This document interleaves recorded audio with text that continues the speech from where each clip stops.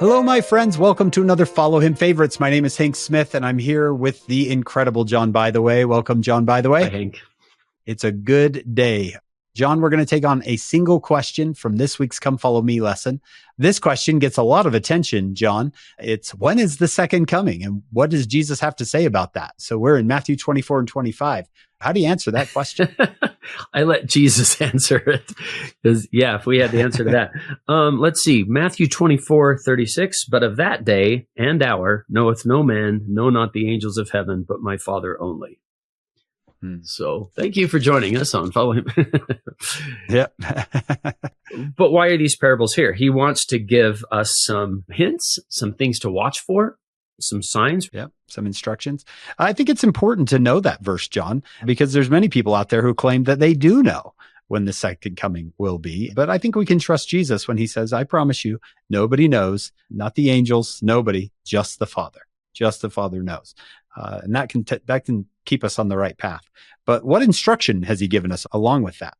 Well, in Matthew 25, we have some parables of preparation. I think that helps us to say, hey, it's coming, but here's some ways that you might know, and here's what you ought to be doing in the meantime. So which one do you like in there, Hank? Yeah, I am a big fan of the parable of the talents. I just think this can help us so much in preparing for the second coming.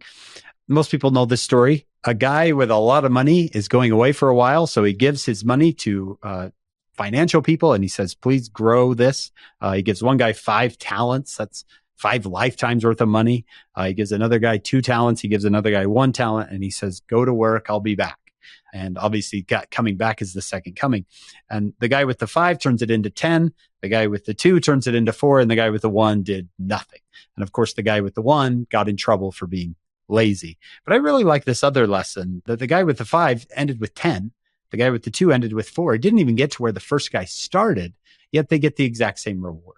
So that tells me in my own preparations for the second coming that I don't have any way to judge anyone else. I don't know where they started from. I end up just working hard myself and cheering on everybody else. I like that a lot. I like the idea that we all had different starting lines. And my dad joined the church at 24, never had a youth conference, never went to a youth fireside. They never had that, or a family home evening. It's a different starting line. Yeah. Another one is the parable we all know of the 10 virgins, or sometimes we call it the wise and the foolish virgins. And you're going to take your lamp, so you should be prepared with enough oil. Well, the bridegroom tarried, it says in verse 5. What does tarried mean? He took longer than they thought he would. Longer than they thought. And so they slumbered and slept. I guess this is a warning not to slumber and sleep when you're supposed to be watching so that you can be ready. And at midnight, there was a cry made, the bridegroom cometh, go ye out to meet him. And all the virgins arose, trimmed their lamps.